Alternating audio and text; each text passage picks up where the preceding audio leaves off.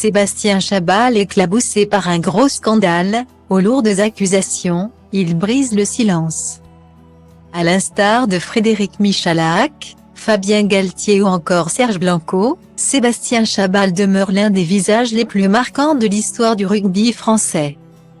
Si l'on se souvient de son style brutal, sa barbe légendaire ou encore de ses plaquages d'une rare violence, c'est pour une toute autre raison qu'il fait à nouveau la une des journaux aujourd'hui.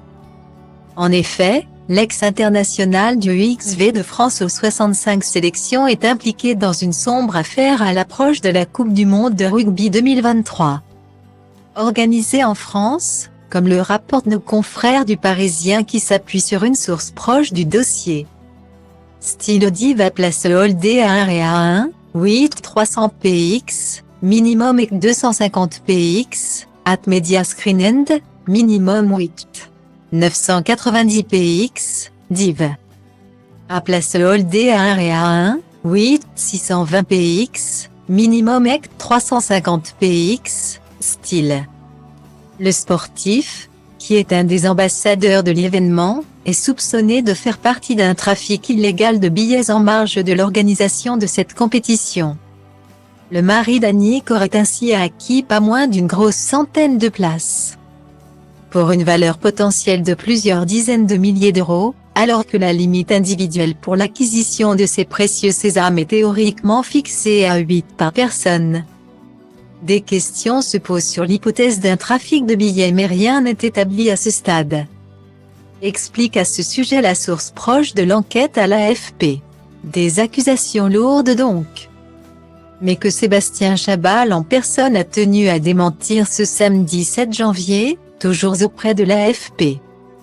Style Diva place holdé à 1 et à 2, 8 300 px, minimum et 250 px, at media screen end, minimum 8. 990 px, div. À place holdé à 1 et à 2, 8 620 px, minimum et 350 px, style. Oui, j'ai bénéficié d'un accès privilégié pour acheter plus de billets que ce qu'il est possible de faire par une seule personne. En raison de mon statut d'ambassadeur de France 2023 pouces, a réagi Sébastien Chabal dans un communiqué. Je n'ai pas eu de gratuité ou de tarif préférentiel. Et non, je n'entends pas faire de bénéfices sur ces places. A ajouté l'ex-joueur de Lyon ou de Bourgoin-Jallieu, affirmant ainsi qu'il n'est impliqué dans aucun trafic de billets. Il est évident que ces places ne sauraient être revendues par ceux qui en bénéficieront. Il est tout aussi inenvisageable qu'elles puissent servir à des opérations commerciales. Guillemet. Un autre ancien rugbyman, répondant au nom de Henri Mioche, et faisant partie de l'organisation de la Coupe du Monde entre 2017 et 2020. Elle lui soupçonnait d'avoir acheté pas moins de 600 billets, toujours d'après cette source proche de l'enquête.